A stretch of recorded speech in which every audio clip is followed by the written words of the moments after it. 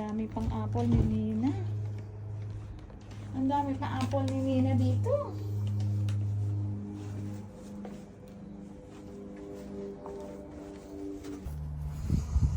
Ay nako. Ang apple. Yan. As nagpagsakan na nga lahat. Sayang naman.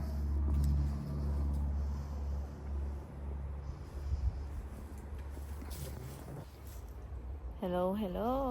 Ayan, nandito kami sa apple tree ng friend kong si Nina. Kukuha kami ulit ng apple. Yung iba kasi na isi-share sa mga kaibigan. Ayan, ang dami rin. Nahulog. Sayang naman. Good pa yan. Eh, hindi na. Ayan, oh. Ang dami pa rin. Lalo na nag uulan, kaya tsak naglaglagan lang sila dito sa lupa. Oh, ayan, oh. Ang dami. Ayan, kuha ka. Yan, pitas na ng apple.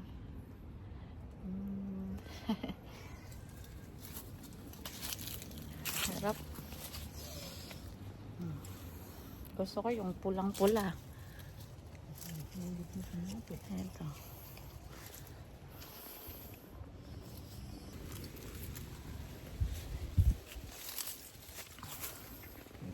Dami. Yes.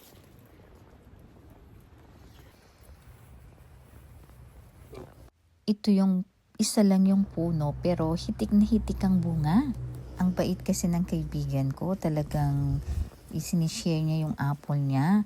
Kaya naman, pinagpapala din siya ng Panginoon at binibigyan ng maraming bunga itong apple niya. Hindi ko makagat. Fresh. Marap. May kami.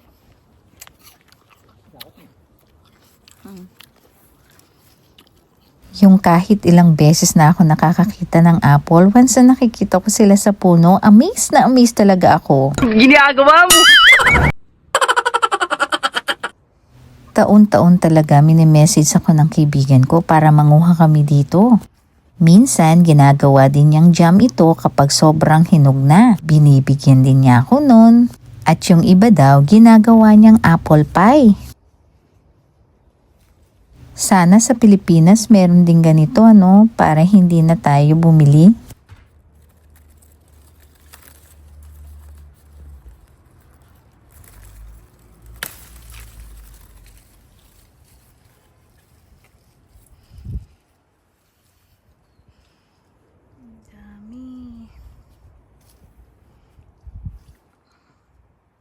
Kaya nga sabi nila, 'di ba?